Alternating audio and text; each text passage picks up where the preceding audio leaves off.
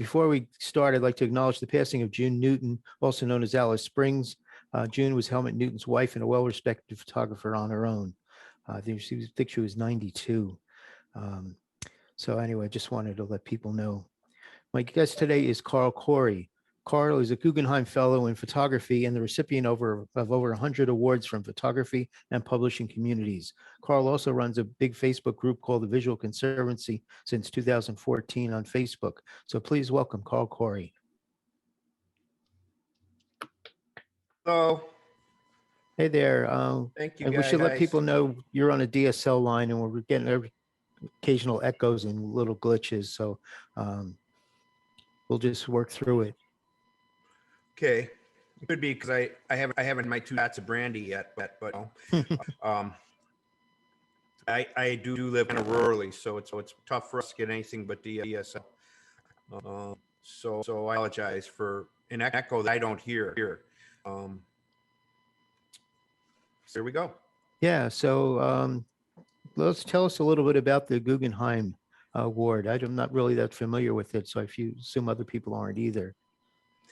Well, I know some people on here are very familiar with it as I read the names, and thank you guys for joining. But it's an award given to many disciplines in the art, humanities, and sciences as well. One of the most interesting people I met the reception party in 2019, when I was fortunate enough to be awarded one, was a Russian mathematician who was the guy that designed the Facebook logarithm. I don't know if I'd hug him or punch him. But he found the avocado and became more interesting as the night went on. And it was a heck of a nice man. And I can only say that the Guggenheim people are also exceptional bunch. I was very impressed with their generosity and support of the arts and humanities. Fortunate that we have them in America, because there's not really a lot for us, is there, is arts in this country as opposed to some other ones. So I'm very thankful for them. Basically, it's not really an awarded project. It's awarded more for I don't want to say lifetime, because there's a lot of Guggenheim recipients. It's more for like a historic view work as well. But you do have to present a portfolio. And for those of you that are interested, I encourage you to submit. This year, a friend of mine was awarded Guggenheim, and it was all virtual. So there was not even a portfolio that was sent. That was due to the COVID. But their website's really to understand. You just follow instructions. It's very concise, very clear. And if at first you don't succeed, try again. So I encourage everybody to apply for one. Great. And you also have this Visual Conservancy group on Facebook that you've been running for a while, and that's where I know you from. What made you get that started? Well, a friend of mine is a picture editor, was a picture editor with Library of Congress. He's considered a national treasure, and I love the guy dearly. His name is Vincent Verga, and him and I came up with an idea to create a visual conservancy to try and promote visual literacy, because we found it somewhat linked throughout our culture, and so we designed this little just an idea, a company called Visual Conservancy. And one thing led to another. I befriended a fellow named Dan Gerber, who's a good friend of mine now, and him and I created the Visual Conservancy on Facebook. And I will say that we really didn't have a lot of members until about 2 years ago, when I came up with the idea of limiting posts in one per week, so that we sort of self-created, so that it'd be better work was posted rather than just a lot of work. And I really urge people to look at the group, and also to just post your best work and think of it as a gallery for your work. It's really not a discussive feedback kind of place. It's just a place to post your work, see a lot of other work. We're up to around 1,100, 1,200 now, and we really don't promote it. It's self-promoted. It's kind of run organically. So I'm real proud of it. I'm real proud of our membership. There's a lot of really good photographers, and I've learned a lot from them. And I made a few friends, see a couple of them right here, right now. Mhm. And then, it's really been a real rewarding experience. Great. It's a little off topic from there, but one of our regulars can't make it today, and you just emailed me to ask you what website, what platform do you use for your website because it's so clean. I use WordPress. WordPress. Okay, Yeah, I'll let him yeah, know. and it's I don't know what the theme I use. Yeah, It's that's twofold. It's twofold. That's what it is. It's a twofold theme. WordPress. Yeah, I try and keep it pretty simple. Being from Chicago, I'm kind of part of that whole Chicago IIT Bauhaus thing. That less is more. So I really believe it. It's important that you let the pictures be pictures. hmm. So were you a commercial photographer in Chicago? Yeah, I was for about 20 years. I did commercial, and I also did film directing. At the end of my career in ads, worked with Paramount and Lucasfilm as commercial director, and then I had my own little company in Los Angeles, and then we moved directly from Los Angeles. Well, we're Midwesterners, so we moved back here. Yeah, again, apologize for the audio. It may be Carl's DSL line. We've tried to fix it before, but this keeps coming back to this jumping. Um, so most of what I see on your website now are sort of book projects. Do you want to talk about any of those in particular? Yeah, I've done 4 books. I was real fortunate that they were all pretty successful.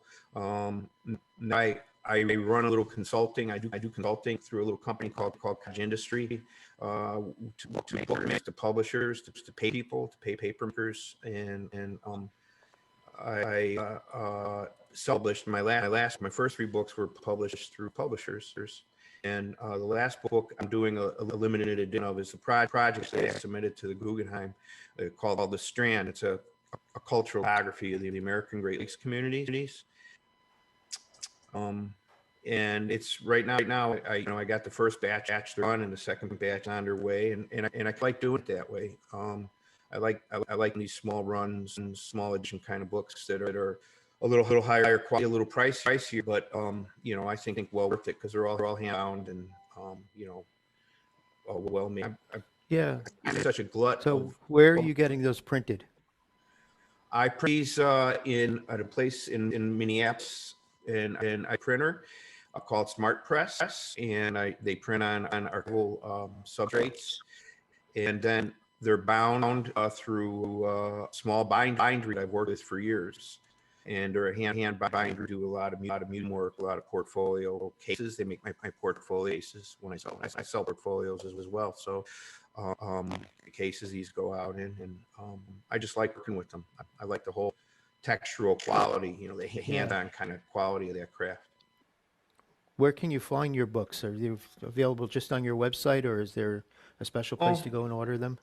Well, the last one's just through my website, but others are like on typical bookstores, Amazon, that kind of thing. Here, let me get a link to. Yeah, that's the one that was just done. Yeah, I went ahead and shared my screen Ah, so that we could see Carl's website, but also the Strand book, which I think I may have to end up buying this thing. God damn it, Carl. But you can buy it from the website. And then he's also got the Americaville zines, which I actually think are pretty interesting. And then Tavern League, Rancher, and For Love or Money, all of those are available for sale right on Carl's website. And we'll put the link to his website in the. yeah, I just put the link in the chat. The thing about I want to go about the Visual Conservancy that we're doing, and what I really like is that we published a zine called Peer, which is PEER, which is kind of curated by the membership. We take the most popular posts, and Dan and I go through them, and then we select 70 to 100 of those actually then published through Blurb, which is doing a really nice job now, and people can order from Blurb. But I really like being able to offer that to our members is kind of I don't know, kind of a bonus just to be a member of the group is that, if you really have a popular post on there, you'll end up in this little magazine. It's kind of like a catalog of the year, like the 75 most popular, well-liked, curated posts of the past year. And I like zines, I guess is what that's why I forgot about Americaville and those zines I did, but I like that. I think that's the media that we're in, right? That's a nice thing of photography. Yeah, is that, Jeff's holding one up. yeah, that's Jeff, if you that speak, issue. your screen will go. Okay, so this is the copy that I just got, and I'm pleased to and proud of the fact that I've got an image in there. I've been lucky enough to provide images for Visual Conservancy. I'm up on to image 102 over the past 2 years, and quite honestly, there's my image. It's a project of love because, well, first of all, I love Carl, but not in a carnal way. Although we have slept together, although never in the same bed. But the thing about it is, when Carl started this thing, I thought, well, that sounds like a good idea. I can probably find at least one image a week that I could put up, and it's been kind of an ongoing effort. But I got to tell you, it really is something that I have come to enjoy. I'm going to share my screen, and this is the Visual Conservancy website. And this is the announcement for the peers. But basically, it's just you post an image, you can say some things like where it was, or, in some cases, I tend to write about a little bit about the story of the image. I love this one. I didn't see this one. And when you click on the image, you can see it full screen, as long as whoever is posting the image posts a high enough res version. Here's one that I just posted. Oh, you actually posted that. I get confused when you post stuff from Instagram, but an image from Australia. So literally, it's Facebook, the Visual Conservancy, and the only rules that Carl has is that it's limited to one image a week, no political discussion, no bullshit, no criticism of other people's work. In other words, no being mean about other people's work. But if you want to say nice things or helpful things, that's fine too. Do I have that about right in terms of the rules? Yeah, I mean, yes, absolutely. I mean, I just want it to be enjoyable for everyone, but I want them to think about what they put up there. And yeah, we want to, one post a week is a big deal. And there's a lot of people, not a lot, several people that didn't comprehend that in the beginning. So I bought a guia, and now they do. And So Carl, how did you get started in photography? Was it something since your childhood, or? Yeah, Develop? 1963. There's a picture on my bio page on my website. It's me with my cousin Jen in front of our house in Chicago. I'm holding this little brownie camera from my dad's beautiful 1959 Impala. And it's when I was taking pictures, I was always interested in it. And I remember when I got one of those little Polaroid swingers and used to have to coat them. I loved the smell of that stuff. I mean, I love the smell of that liquid coating. It was like it always made me think I was doing something special. And then I became a musician, and that's really what I did. So you're a drummer, right? Into college, and then I changed majors when I flunked voice. I don't know why would I flunk voice, but I flunked voice since they wouldn't let me be a set drummer because I couldn't sing. Figure that. But so I noticed the art department had a lot of cute girls in it, and so I decided to become an art major. That's the truth. And I really enjoyed it. I became a design major, and at Northern Illinois University, and it suggested I go to Southern because I was really interested in photography, and Southern Illinois has a really good photography program. So I went down there. Are you So still Carl, playing? I went ahead and put that image from your, Oh, there it is. Yeah, that's me, the little guy, and that's my cousin Don. And look at that car. That's where that's right in front of my house. The house is behind my mom.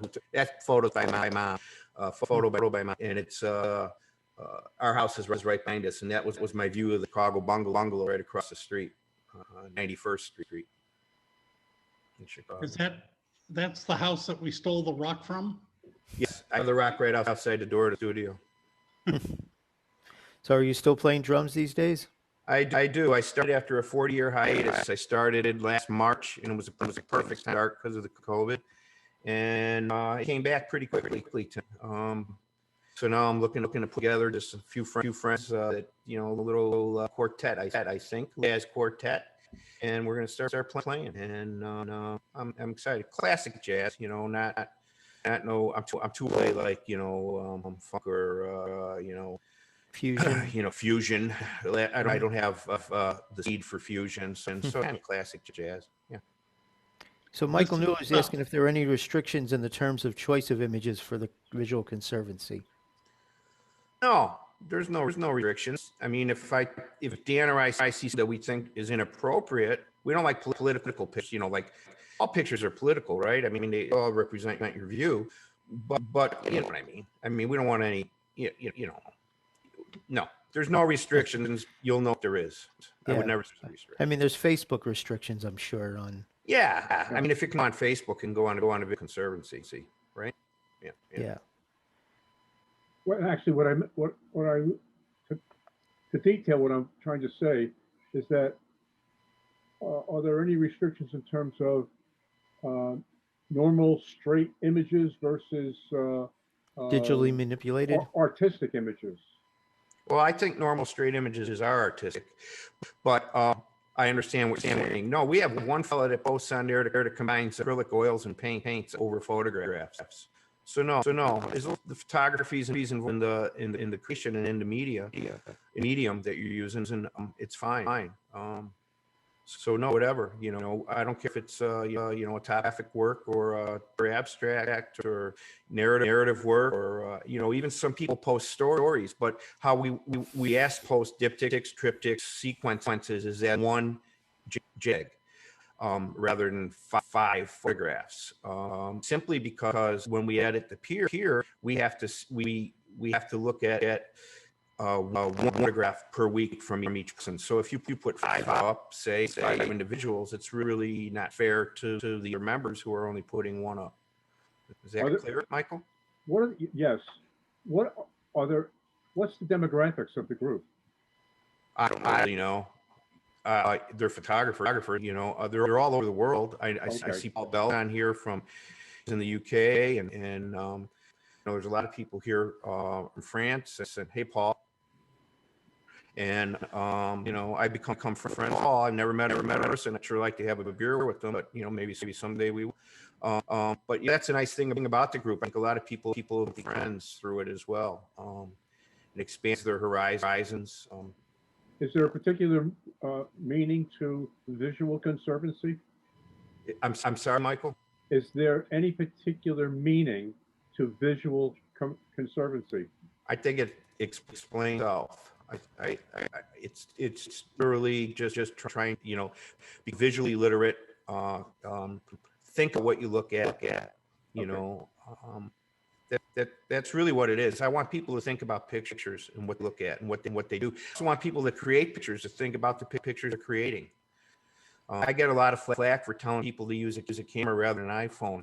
It's not because the iPhone. I mean, some people that use the iPhone with that mentality, so that's fine. But my stick was made simply to have people think about the photographs that they're taking when they make them, if I'm serious about them. I use a really heavy, cumbersome camera to do portraits because I like the fact that it slows me down. What are you using? I'm the only one in the world. It's the Autoflex. It's a combination of a Mamiya press camera kit. Mhm. Those old Mia press cameras. Modified. I had a machinist and a digital printer, 3D printer person make me a back. Took we on and off, working with him that would hold a large format leaf digital back on the camera, and we got it, and it worked wonderful. And I like using the camera because the lenses are snidge, and the images look very filmic, very much non-digital, which I like. And but yet I have the convenience of using the digital camera because there's really nowhere film process to us. So Again, I just there want it to is. let people know that we apologize for the audio, and it seems to be the DSL connection. So we'll just keep going. But yeah, It's that's. the Autoflex. Mm-hmm. This is as opposed to somebody that makes an attachment for an 8x10 camera to put an iPhone on it. Oh no, yeah, exactly. Yeah, no. This is a nice, Right, John? Right. I did that to my 4x5. Oh, What Michael's referring to is I took my old Cambo 4x5 and glued a Canon EOS adapter to the back so I can use the view camera movements and my view camera lenses with my digital. Yeah, that works. There's Autoflex. It weighs 8 pounds, wow. and that's what I use for portraits. I have a GFX Fuji system I use in studio because I like the bellows on it. Uses the same back. These are all taken with the Autoflex. Yeah, it's my mom and my cat. Nice. It's my friend Jim Imbrogno. He's a senior goalie. Is someone's phone ringing?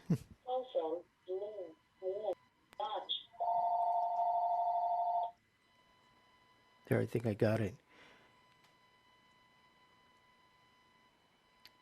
It happens when you wait too long in the waiting room for the photographer. Cool shot. It's my Make America Again.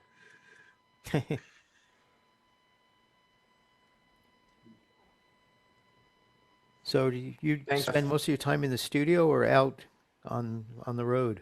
Oh, by far out on the road. Mm-hmm. The studio I use in the winter because we have winters here, and in the studio in the winter. When I built this building to use as a studio, I put in a 9 by 6 by 9 foot window, and that's what I use for light source. I don't even use lights or nothing. After spending a career using lighting system, the one thing I don't want to do is that again. I want to just simplify. So it's a natural light kind of studio system. Is it north facing? No, it's south facing, believe it or not. And I actually like it because I can photograph it different times of the day. Sometimes I can get a hard light or a soft light, and I know what's going to happen as the light moves to the horizon. So no, it's south facing. It had to be because it's built on a ridge, so it had no choice but to go south. Yeah, I had a south facing studio in New York. So you know what? It worked out really nicely. It did, yeah. Mm-hmm. Yeah, but a south-facing studio in New York, you're looking at a brick wall. No, not if you're up high enough. Oh, no. Okay. My studio is south facing in Soho. Art Kane was next door to me. Heisler was at the end of the hall. We all had south facing. Yeah. It works. I actually kind of prefer it because of the light changes. And, as you guys that all have that understand, in winter, the light's harder because it's lower in the horizon, so it comes more through the window.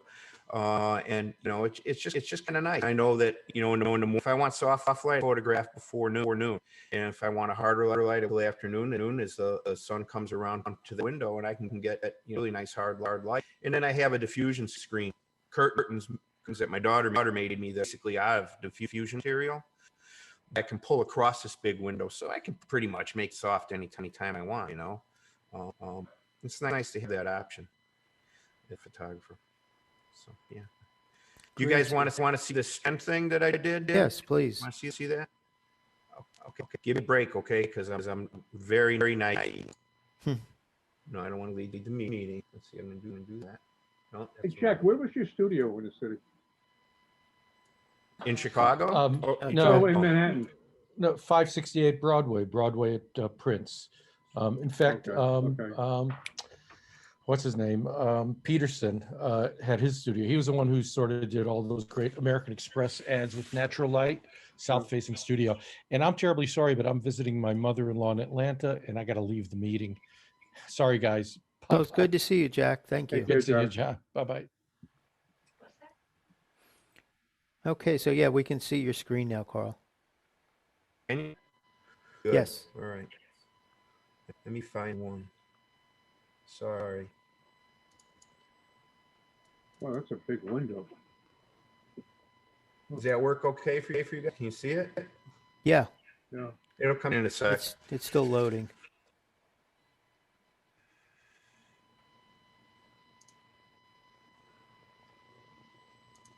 Give it a second to pop into focus. Should be now. There it is. Yep, there it Okay. is. Public auction. So what Yeah, series so- is this from? This is the Strand. This is about the communities along the American Great Lakes, and basically it's cultural topography. You know, it's I traveled for 3 years on and off to take these photographs, and wanted to capture the spirit of and the communities along the Strand of the Great Lakes, the shoreline. So all these communities are within 10 miles of one of the Great Lakes. Some are right on the lakes. And it goes from Two Harbors, Minnesota, up to Port Vincent, New York, which is the beginning of St. Lawrence Seaway. And these are the prints that are Guggenheim now. And I just thought I'd share them with you guys just to see what I'm doing now, other than portraits. This is let me see if I can. Yeah, this is in Michigan. Believe it or not, this is Wisconsin. Saw it. This photograph every April we'd go to Door County, and then this is one of the little taverns that I would go to have a beer. Just part of tradition. And Door County, if you're not familiar with this, a peninsula in Lake Michigan. It starts north of Green Bay and goes out into Lake Michigan. This is a community, Iron River, and it's in Wisconsin on Lake Superior. Jeff, if you were when we did this. Yep. And I think there's some historical significance to some of the stuff that I'm doing. You know, at least in my mind, I do it because it deals historically correctly to it. I also want to preserve these communities for future generations, and give a sense of what it's like to be there.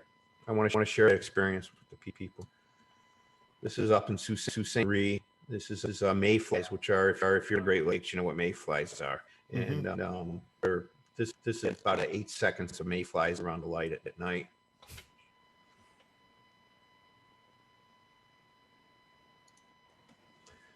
And this is a barber shop at Duluth,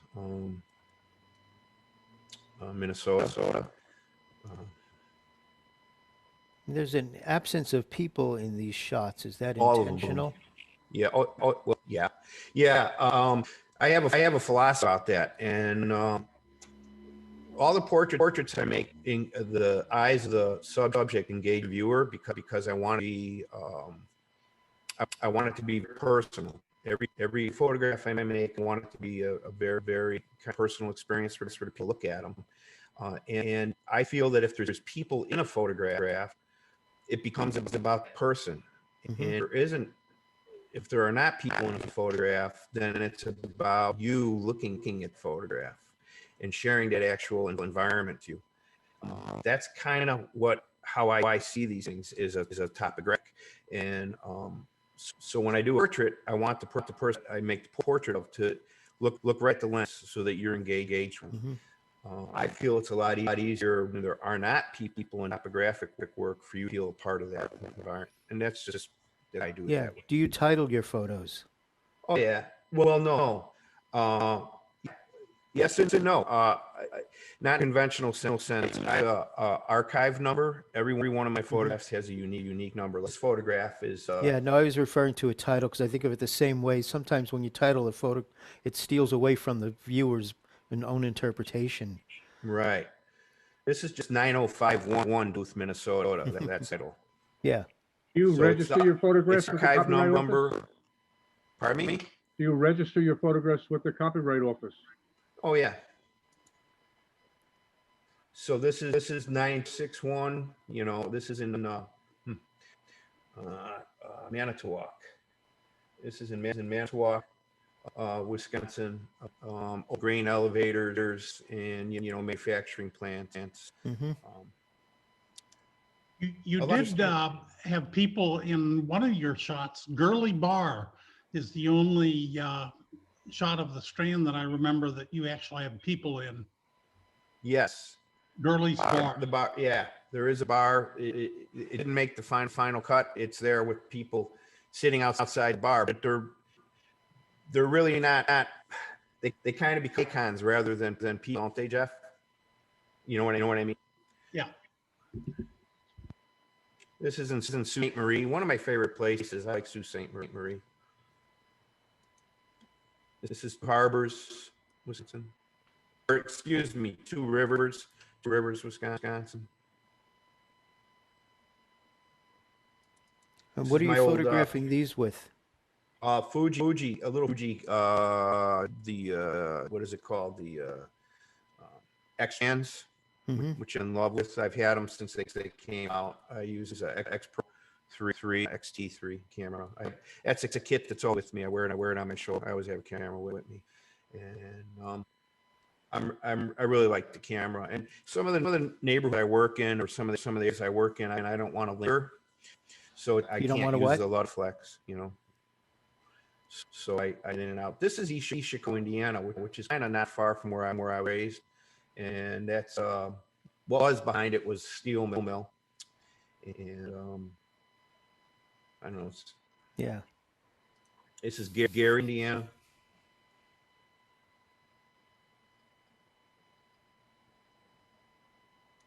Has the population of all these areas dwindled over the years? Yeah, that's pretty much a Rust Belt thing. It's still pretty seriously. With the exception of the major cities, which have grown, Chicago in particular, Green's grown, Milwaukee's grown, Detroit didn't, but it is starting to now. Cleveland has grown, Buffalo has grown immensely, but all the smaller secondary communities I photographed for this all become less populated. Pretty much. This is Mackinac City, which has probably grown a little bit. Mackinac City is right where Lake Michigan and Lake Huron join, at the very there. And technically, Lake Michigan and Lake Huron are one lake. So that would be the biggest Great Lake if they were the one. But Tell me something. they got two names, so they consider them two lakes. But technically, geologically, they're one lake, or not whatever you call that. How do these places maintain their the electricity, garbage pickup, street lights, traffic lights, things like that? Well, destitute. I mean, there's still communities. There's still towns. A lot of the towns that stopped service are now serviced by counties. The county service will take over, but these aren't. They're not ghost towns. There's people. They're not. The only community I really is. I photographed this last fall is Cairo, Illinois, or some people say Cairo. That's a community that really is they have no police force, no fire department, no ambulance service. It's all now been taken over by the county in Illinois. And Cairo is at the southern tip of Illinois, right where the Ohio and Mississippi come together. At one time, that town was bigger than Chicago. And then the river travel stopped, and the railroads came along. Chicago bloomed, and Cairo. Carl, can I ask, are you doing much in the way of post-edit, color correction, or adjustments to what you call or want to be seen, and or are you using any of the Fuji film simulations? No, no. I shoot raw, so whatever the camera says doesn't really matter. And then I use a RIDI developer because I've been using this Fuji X-Trans so long, it was the only one that could really do those X-Trans properly. And I like it, so I will use it. And I like the fact that it's one guy runs that place and really got quite a little developer, quite a piece of software. So I use a RIDI developer, and then from there they automatically go into Photoshop. And I don't do anything that you couldn't do in a dark room. You know, I do color correct, and I dodge and I burn. But I don't I create those vases or paintings or you know, lines I don't cross. While I'm not a photojournalist, I do work. I do some documentary in sense. So I don't modify too much. I try to keep the colors as accurate as possible. Do you crop your images? No. Okay. No. I mean, I'm not against it. I mean, I don't care what you do to get to what you get to. I just, you know, having grown up and gone through that whole traditional cinematography using view cameras, and even though this is a very little camera, a lot of times it's on sticks, and so as a result of that, you know, I'm real careful about. I look at the edges of pictures first. After I know I want to photograph, and then I look at all the edges of the pictures and make sure it's framed I want it to be.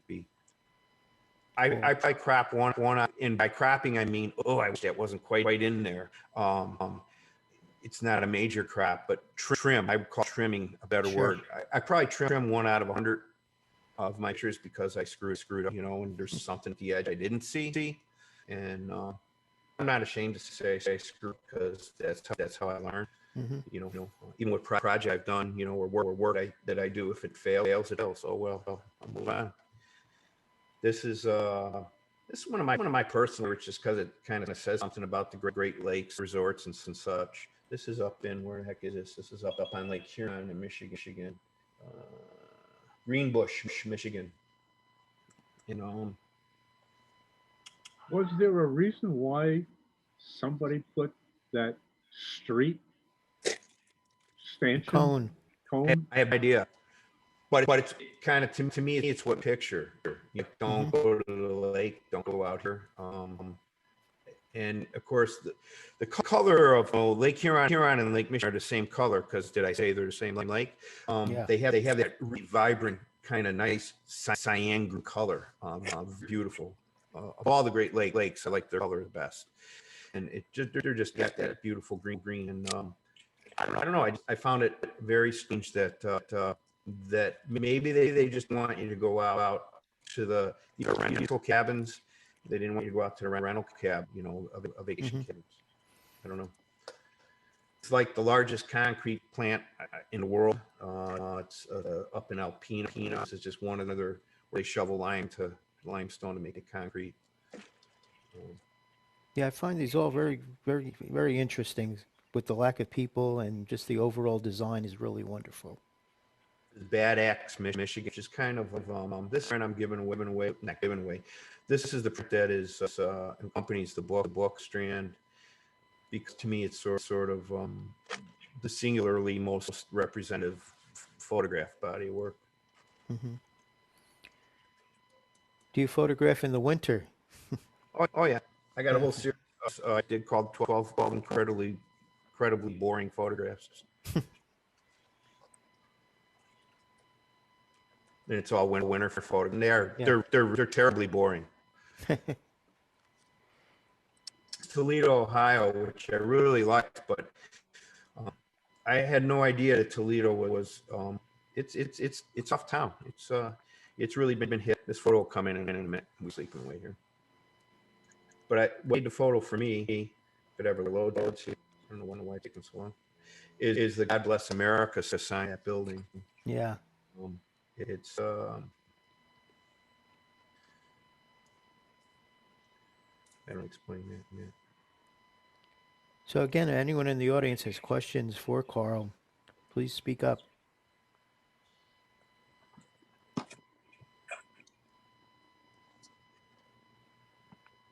Or you can pop them in the chat. So Carl, what are you going to do with the Delta? With the what? The Delta. Oh, it's there for now. For now, it was kind of a scout. I'm going back to do portraits of people and their favorite objects that have lived their whole lives on the Delta.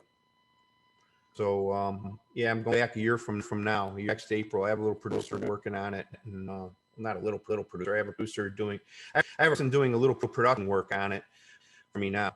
And Well, it actually looks like a fun trip, somewhat reminiscent of one of our bike trips. well, it was Highway 61. You know. Yeah. This is in Toledo, Ohio. How do you decide where to go photograph? Do you pick a destination and say, I'm going to go for a day, I'm going to go for 3 days, and what makes that destination jump out? Well, it's got to be pertinent to the project, Ian. So again, the Strand, how I work is I travel a motorhome, and I'll just logistically, like this trip will be gone for two weeks, and I'll go to the south shore of, let's say, Lake Erie, and I'll photograph from Toledo to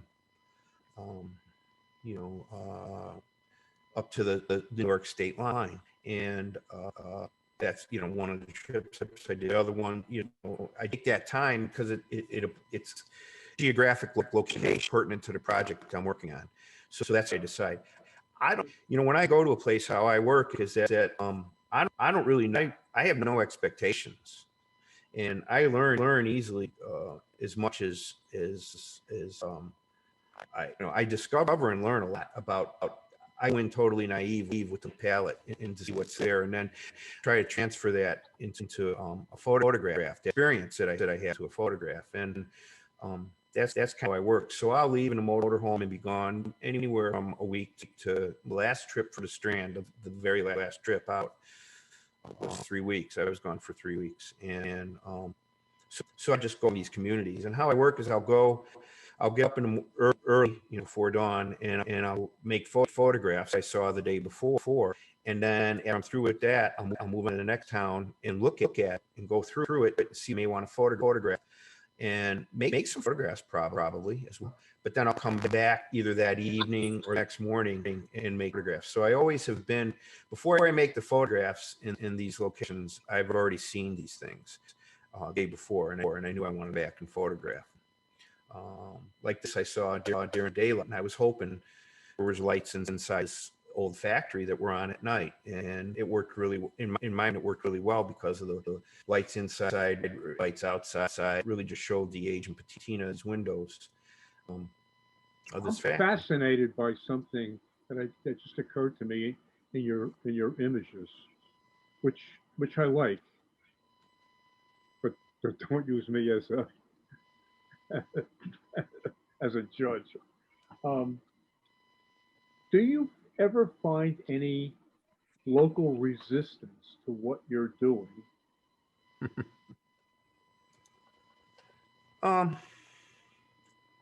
I've been back at East Car a few times.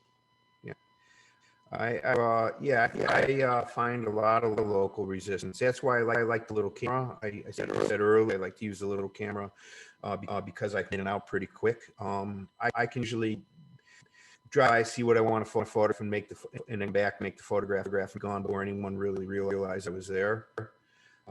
Yeah, I mean, I've had people chase me down as recently as 2 years ago. Think about this: an old man with the camera, and they're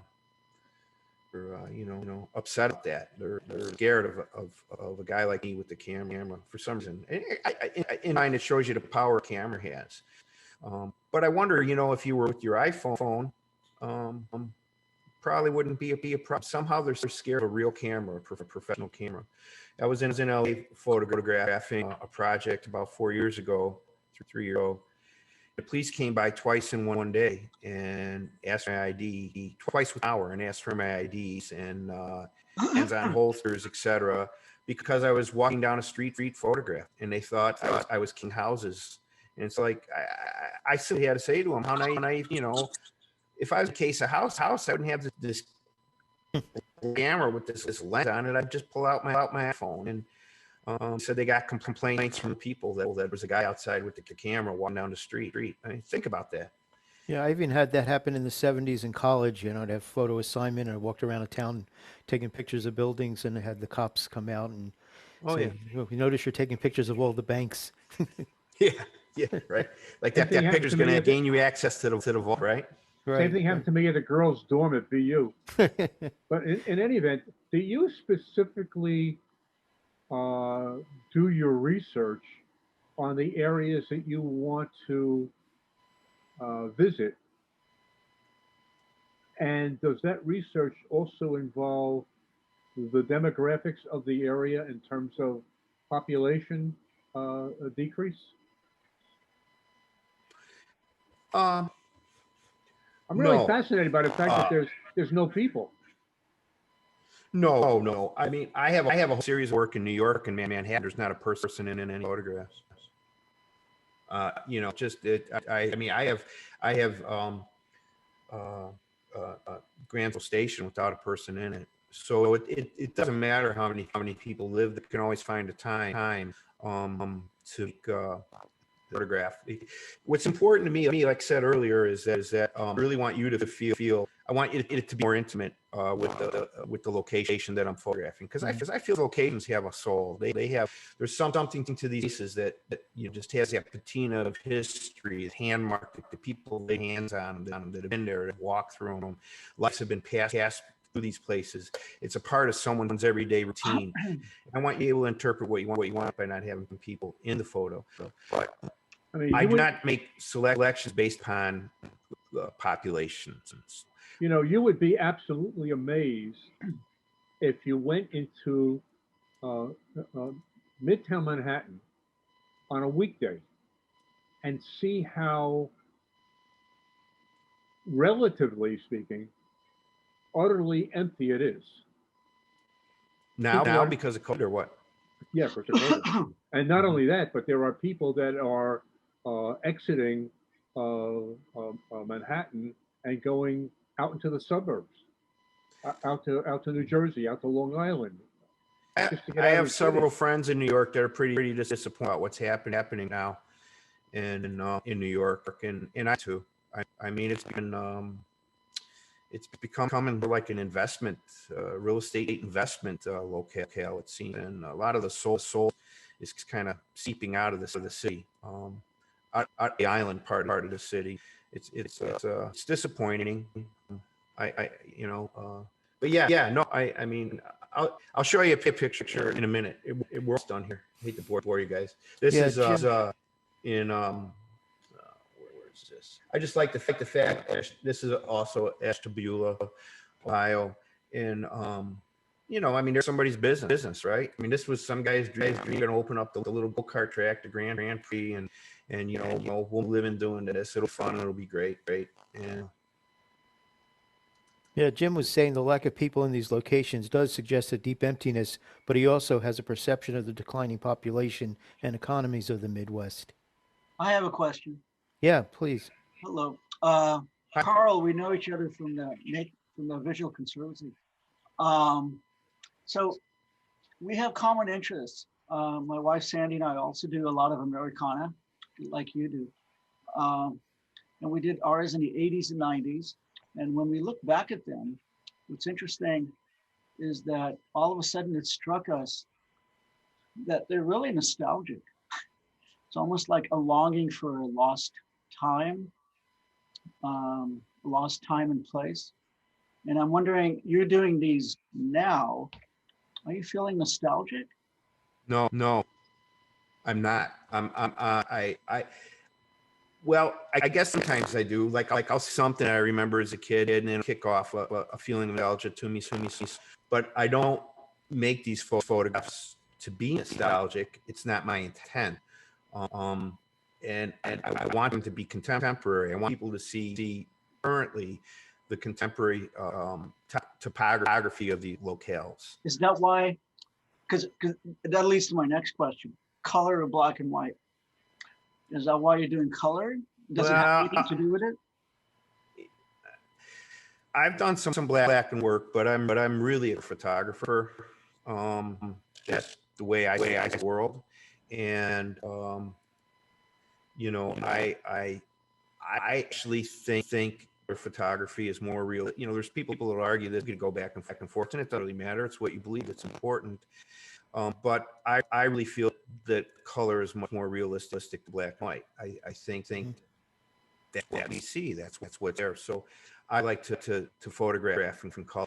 I black and white photography. I love the work that I've seen you've been up on the VC, Saul, and I've just put up to black and white portrait. But the point is, for the documentary we're doing, I really now at this point in my life, I'm working pretty much explicitly in color, and that's why I think colors. A lot of the photographs are made only because the colors were working well, Right. and it helped it interpret that scene.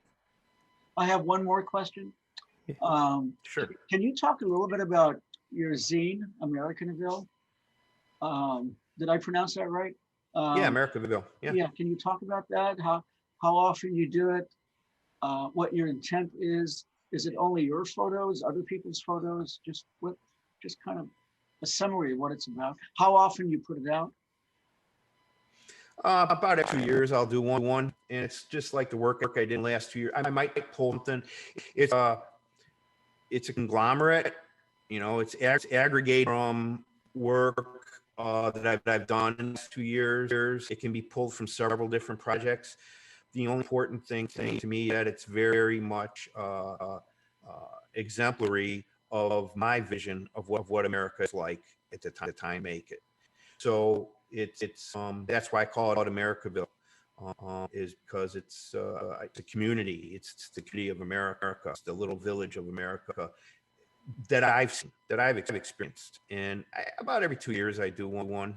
I'm doing soon. I'll be doing another one soon. There'll be work from Strand. There'll be work, you know, like I say, it's not any particular project, but I edit it so that all the photographs work together. I like to see myself somewhat as a picture editor, somewhat visual literate. But you also have the blog, Carl, which you literally post almost every single day. Yeah. I post Americanville's blog. America, yeah.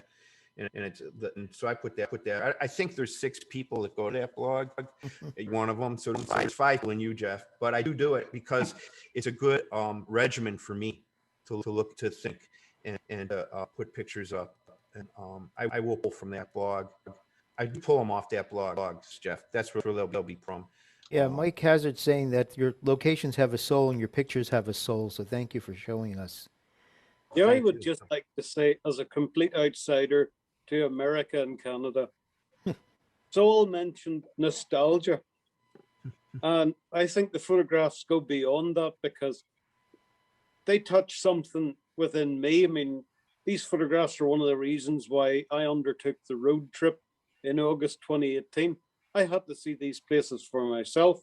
So nostalgia, I know, because it's not nostalgic to me because I've never seen it in its heyday. It's a curious phenomenon. I mean, why did I want to see Route 66? It's got nothing to do with my culture whatsoever. And yet it is a very powerful and potent imagery that America puts out into the world in general. You know, so nostalgia is probably oversimplifying it. I think it's touching something fairly primal in us, if you know. So I don't know if you understand what I'm saying.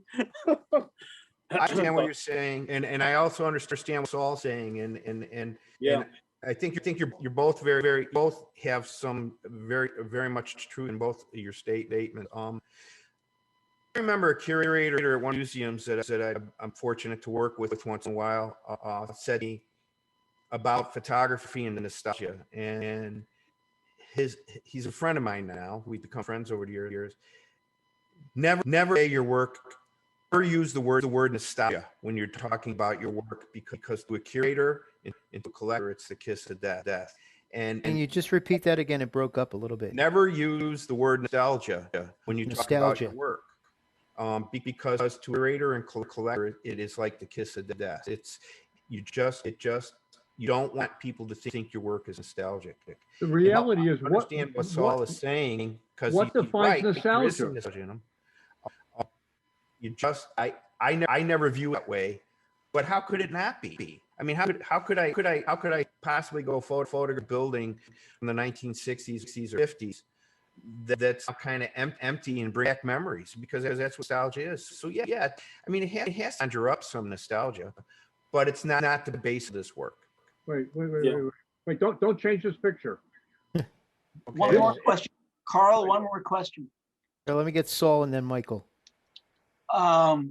So do you use these zines, Americaville, to connect with curators, museums, galleries?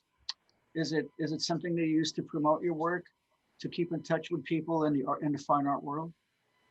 Yes.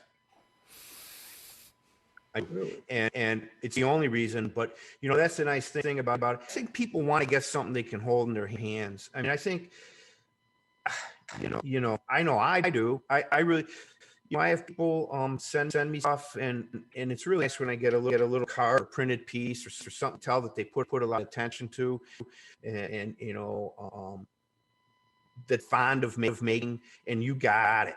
They gave it to you. It makes you feel special, and it makes you really look at that work. And I save every one. I have a 4-drawer flat file right here to my right that is filled with stuff from other photographers that they've sent me, and I won't any of it away. And maybe it was meant to be. Maybe it was meant to be seen and just think about them. But I don't throw any of it away. From a nice postcard. What company do you use for the zine? What company? I do it through Cottage Industry, that little company on. What is it called? Cottage Industry. It's my little publishing company. It's just called Cottage Industry Arts. Wait, I'm confused. Your company or someone else? No, it's mine. Oh, it's yours. Okay. No, so in Disclosure, I own Cottage Industry Arts, and it's me, and it's a couple designers freelance with, and printers that I have like 4 different printers that I. Can other photographers do a zine with you? Yeah. Cottage Industry. Did one with Sally Dave. I've done Luke Erickson, Javier Tavera, Sally Davies. Those are all photographers that Tom Chambers. These are all photographers that we've worked with. I may contact you.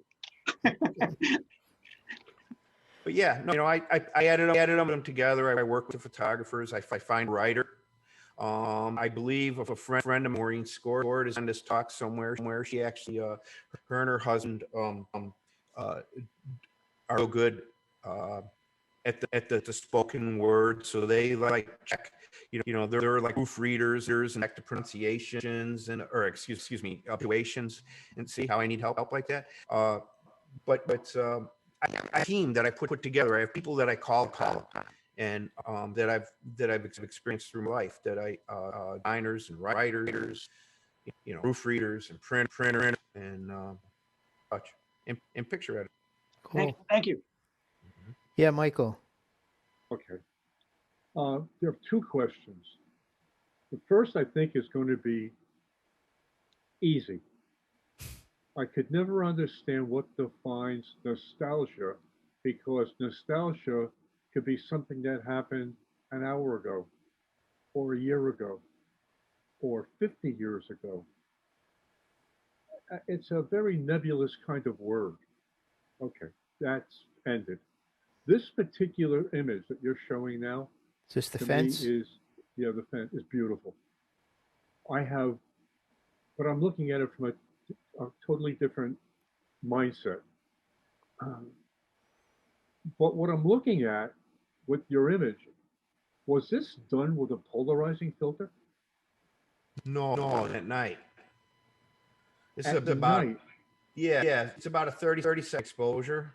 Okay, that ended it. Okay. I get Okay, it and now. that brings me to a question that Shane asked in the chat there. Said he noted that you make images at all times of the day. Can you explain your approach to light? Yeah.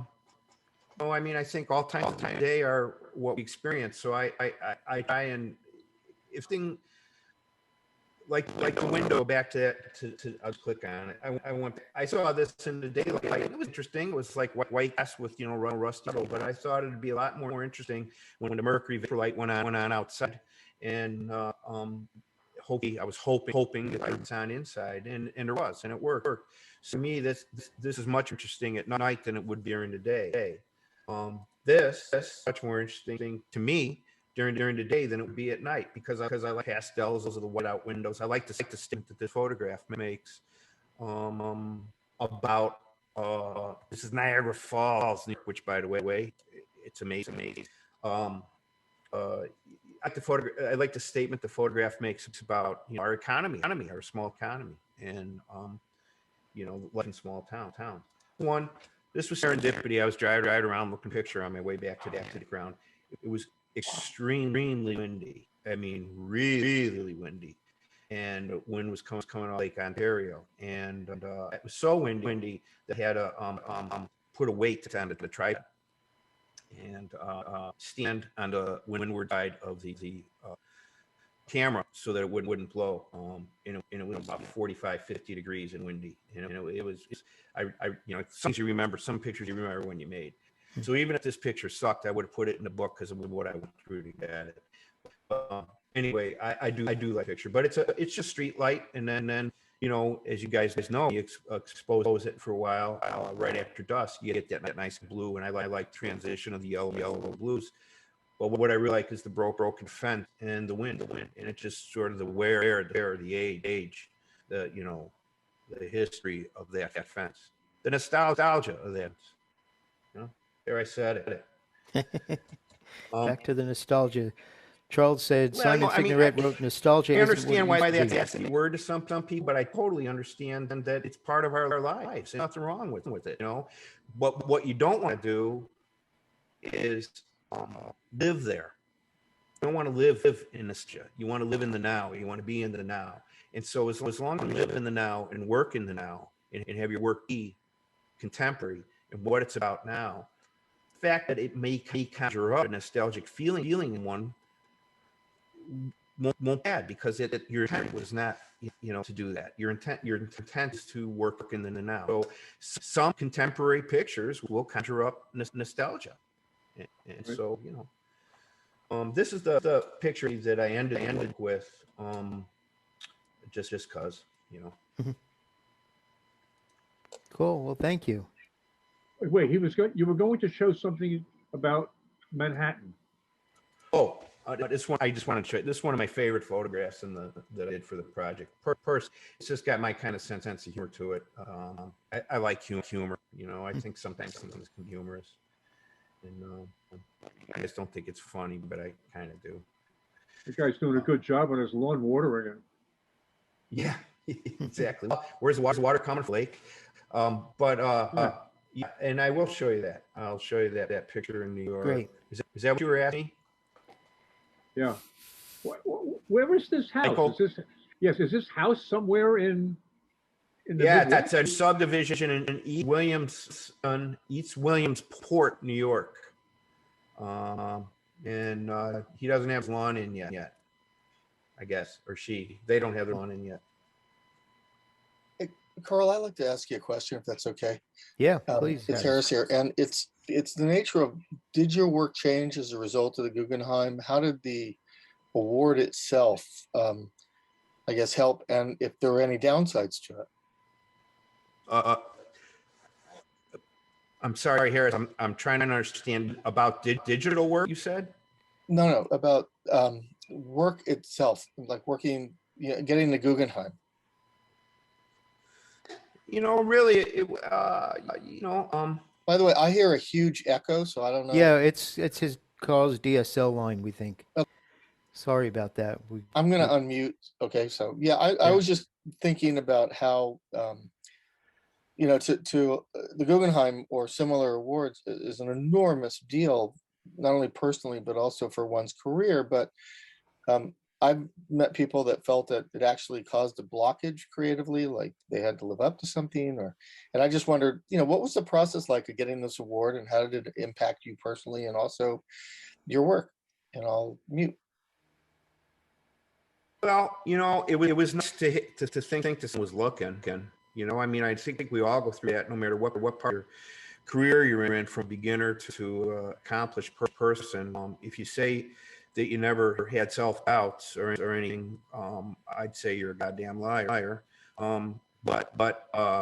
So it was nice, Harris, get that pat on the back, so to speak, like, nice job, fella, keep going. And that's kind of, that's kind of what I felt. I felt it was something to just keep going, keep working. So it catalyzed me. Well, I wasn't done with the Strand. I was only about a third done, or half done. So it was nice because it catalyzed me. I always finish. But it really made me feel good about finishing the project. It gave me confidence in my own vision, rather than I never work for curators or galleries, which is probably why I don't have a lot of galleries. I never do that it's their bill. I don't think about them when I do work. I think about what's important to do as a photographer, and it made me feel good about that having that decision years ago in my career. So yeah, I mean, I guess financial stuff aside, the reward aside, I think financial part secondary to the emotional part of the reward. We're saying that like, yeah, we see what you're doing, think it's good. We keep doing it. But you were going to do it anyway. You were already doing this. Yeah. All these other things that came before, all the vast body of work that I've done in since '63, right? Whenever serious in '79, well, '76, was all done without an eye. I mean, I didn't. I mean, I still did it. I would be doing stuff in. You got to persevere. I have this thing when I do talks to students or to photographers, like public talks in Simpson. Remember them? Where I have these 3 P's, and two of the P's are Robert Franks. It's about passion and purpose. And the third is perseverance. That's the one added in there, because I really feel that your work has to have purpose. You have to be passionate about it, and you have to be able to persevere through bullshit, through all the stuff that'll happen to you in your career. And so Harris, the Guggenheim, was sort of a nod to the fact that perseverance good for me. Cool.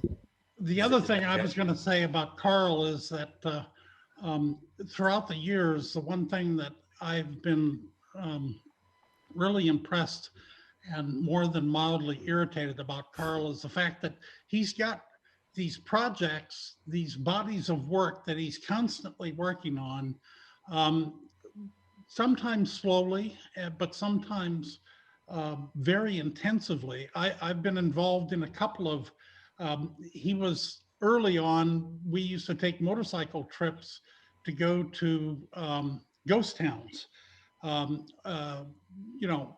Basically he was documenting ghost towns. They almost killed him on one trip because he almost fell into a hole. But the fact that Carl maintains these projects over a long period of time results in a really interesting collection and body of work. And then when you add the multiple bodies of work and go to his website literally and go check the project archive, because it's got all the different projects that Carl has done. And in fact, I'm going to put this in the chat because this is everybody's homework, is to go look at Carl's project archive. Actually, I'd almost be inclined to steal Carl's screen so that people can see it. Should I do that, John? Me to turn this up. Yeah, hang on. There you go. Now you can take it, Jeff. Did it all by myself. Are we going to see the Manhattan thing? Yeah, I'll show you a picture. Mike, Carl that's will look not for that. important. So the bottom line is that what Carl, you see these collections, the selected portraits, which is an ongoing project. you know, I love this shot of the little girl. This is a guy or two little girls literally making maple syrup, right, Carl? Yeah, yeah. So he goes out and finds these people to photograph for no particular reason.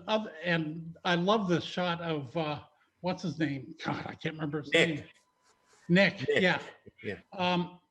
But then you've got the Strand, a lot of different Strand bodies. This is the thing that when he started shooting this, it was just like incredibly boring photographs. Well, the thing about it is that, yes, they're very simple and elemental, but I don't really call them boring. So Not at all. I think the title is really ironic. But that is working. That's Carl. He's kind of an ironic sort of guy. But this series is something that I really love that you haven't talked about. It's Blue Minute People at Work, and largely Wisconsin, correct? Yeah, because it's where I live, so it's easier for me. There's I have Woolrich mill people in there. I have the steel mill, Cleveland, dairy guys. Yeah, but it's largely Wisconsin. And the reason for that is I contacted other corporations, and about 10 responded. And I don't want to be political about this, but I'll tell you guys something. And it's amazing how corporations don't support their employees. Huge corporations. I learned a lot on this. And the corporations that I photographed all support employees, were all supportive of this project, and were very everybody that worked there was very happy. They liked their jobs. They enjoyed working there. They were proud of their careers in these. That's Red Wing shoes. They're proud of their careers in these places. I'll get my Apple crate right now, but it's one thing I learned on the project. I was very disappointed in support from corporate on that project, and I felt bad for the employees. But I'm real happy for the folks that I did get the photo. Nice.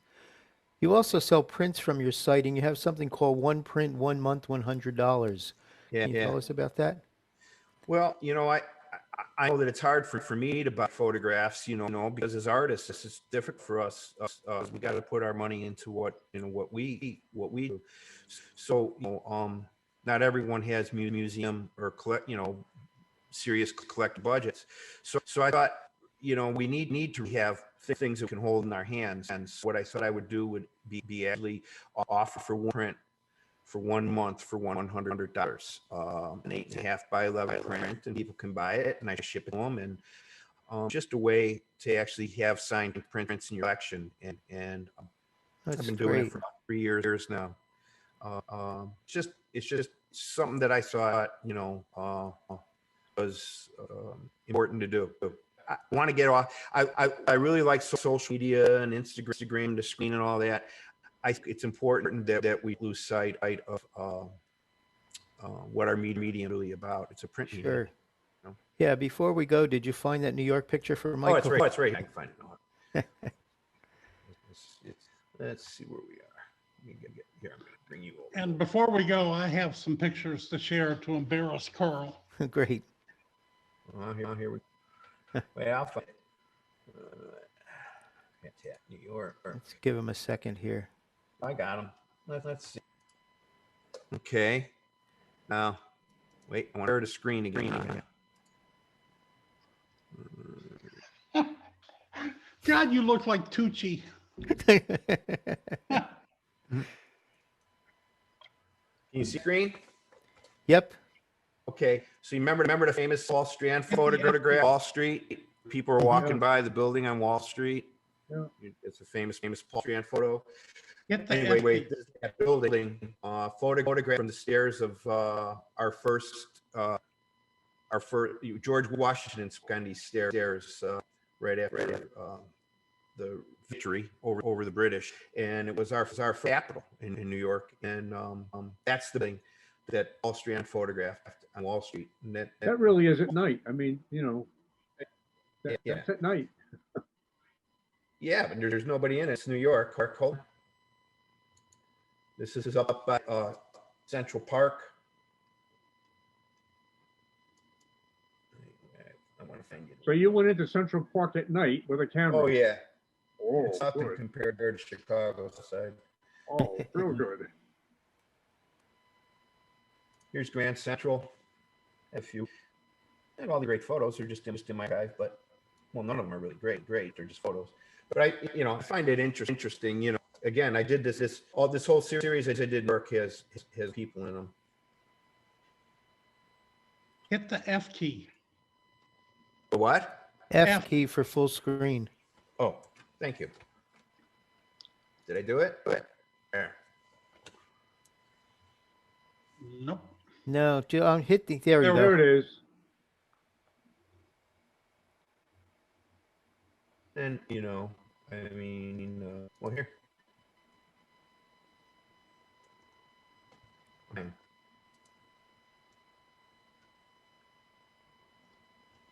Just I'm intrigued that there's you no can do it. people. This is during the day, and this was actually I was having lunch at this place. It was up in Harlem, and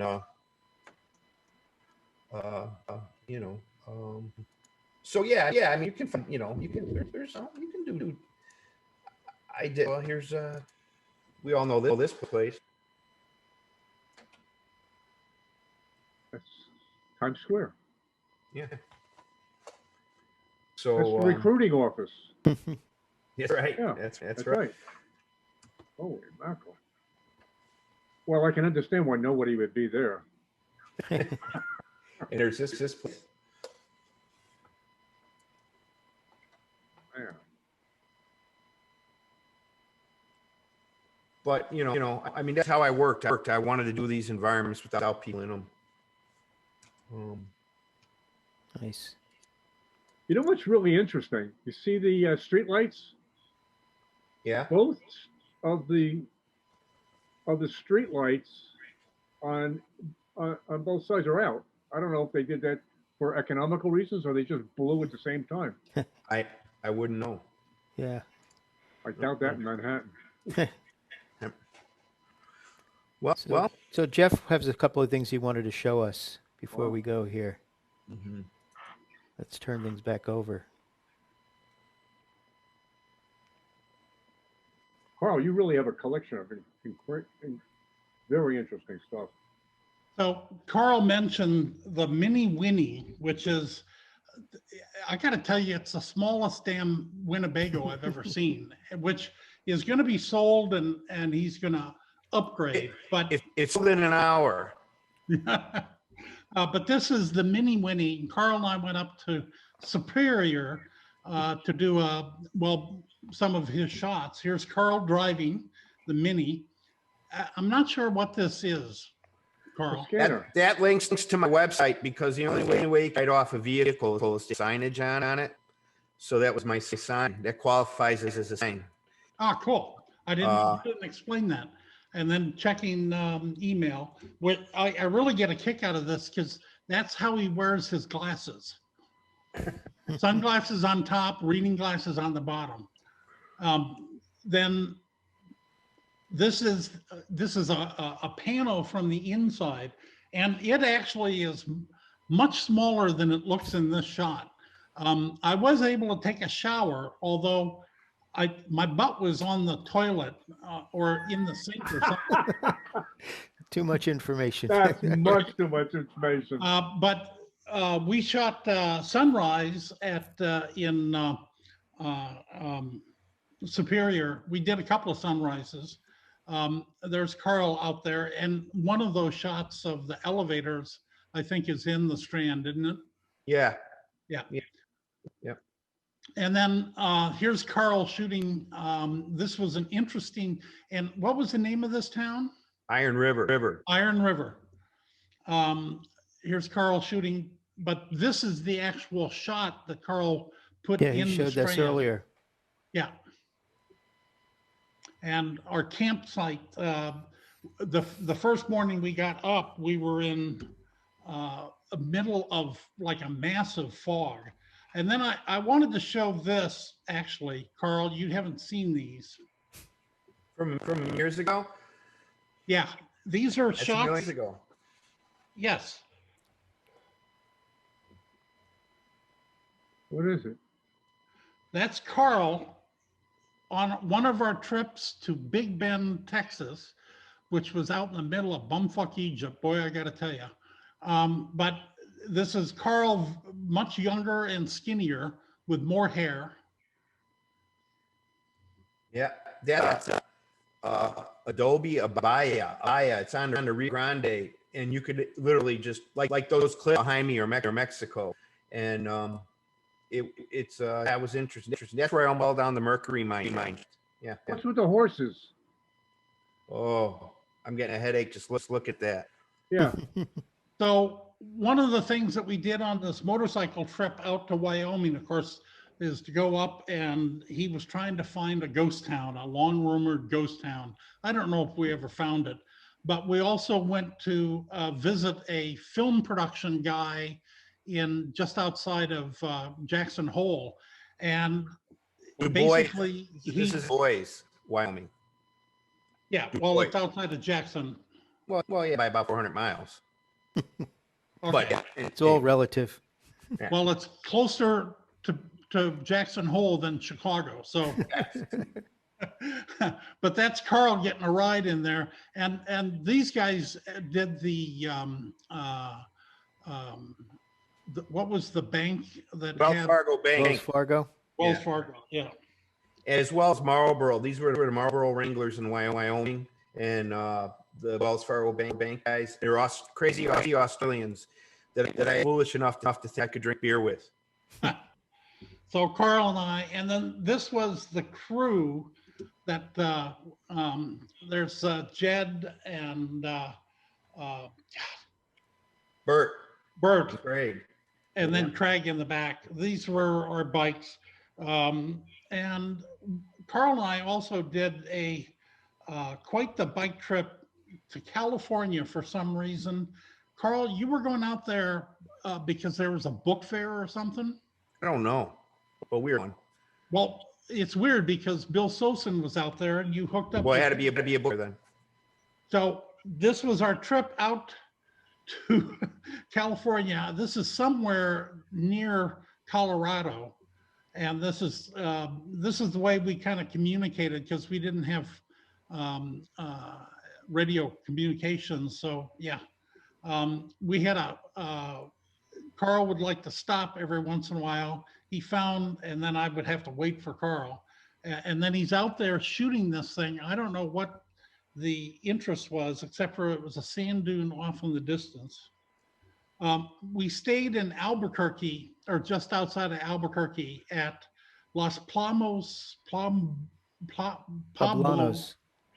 thank you, which was a lavender farm, which was actually very beautiful, in a casita.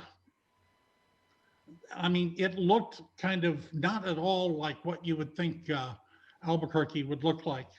It was kind of a bed and breakfast kind of thing. Carl checking his email. We had to check email every night. Then the two bikes somewhere near Arizona, I think. And then when we got to LA, I will never forgive Carl this. Yeah, Gorman. Greg Gorman. I'll never forgive Carl this because he had already lived and ridden motorcycles in LA freeways, and it's legal to lane split. Well, I've never lane split in my life, and he split lanes and took off, and I had no idea where the fuck we were going, and he finally had to come find me, and I made him promise not to lane split because it just scared the shit out of me. But he was staying with Hobson. What was his name? Hobson. Yeah. And I was staying with Greg. Greg wanted to go out fishing, so we went out. I caught a fish. I hooked it, but this is the fish that I caught.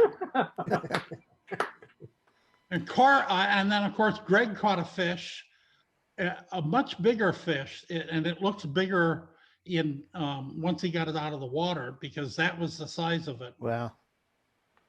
And then we had to find a place that would actually, and this was on a Sunday, I believe, that would open up and the guy would carve up the fish. And then Greg made dinner that night. Carl, you remember this, don't you? Oh, yeah. Matt Colbert, I see Bill Mac in there. Sosen. Yeah. There's what's his name and his wife. What's his name? Jim and Sydney. Yeah. And Carl, Bill Sosen, me. I guess you grabbed my camera. There he is. Very cool. And then the dinner was actually the fish that Greg had caught. And it was actually quite good, as I recall. So then it was real good. we left LA kind of on the way to Death Valley. We rode through Death Valley. This is a composite of two shots, one of him and one of me. And then for some reason, we're out there and there's this guy with this woman shooting a fashion shot. I mean, in some arbitrary place in the middle of nowhere. Here's a special effect. We used to go pretty fast. I kind of like this shot where Carl just kind of appears. Carl was not the most patient when I was shooting, but he was happy to stop whenever he wanted to shoot. And I got a kick out of this pano. This was northern New Mexico, or I can't remember exactly. But this was fun. Carl actually shot me, and this was the same trip. And what I don't understand is why we were coming and then you had a picture of me going. Do you understand why, Carl? I don't remember. No. Wishful thinking. I've been to the Luna Mesa. Carl and I found this place outside of Escalante. It was a cute little cafe. And I've been by this 3 or 4 times since, and it's never been open. And then, of course, we went to Aspen, Colorado, and rode the bike over Independence Pass in a fucking snowstorm. Here's Carl coming up, and impatient because he wanted to get the hell off the mountain because of the snow. And then the last shot that I took I always had Carl's backside in front of me because apparently Carl didn't like the way I led, so he was always leading. And that's really it. I did want to show this. This was a picture that Erica, my daughter, drew of Carl based upon this photograph of Carl that I took. But did I ever send you a print of that, Carl? Yeah, I have it. Oh, you have it? Cool. And then just for fair, Carl had wanted to do a portrait of me, and this was according to the date 1988. And I don't know why he wanted me in somebody else's pajamas, but I was okay with that. Wasn't in prison, huh? No. Okay. So that was pretty much it. Cool. I did find some other shots recently, Carl. Do you remember the party, 4th of July party? Yeah. And remember, it started raining, and we're literally in there holding the pop-up tent. Yeah, sort of. And the baby, of course, was really upset. You ended up cooking inside your little shed. And that was, what was his name? Elvis. Elvis, yeah. Jed. So, I did get a kick of, you had pig lights, which I thought were kind of interesting and kind of telling in a way. So that's pretty much what I wanted to show. Well, thanks, Jeff. Carl, do you have any final words for us? Nope. Just keep working, everybody. Very Enjoy cool. yourselves. Well, thank you all. This has been a lot of fun. Again, sorry about the audio issues, but wasn't Thank you, anything we Carl. could do about those. So let me. Thank you. That was great. Thank you. Yes. Thank you. Yep. Bye, Carl. It's really enjoyable. Thank you very much. Good to put faces to names. Yeah. See you, And Paul. Carl, Thank I you. listened the whole time, Carl. I was really glad to have that connection with you. Thanks, Stephen. See ya.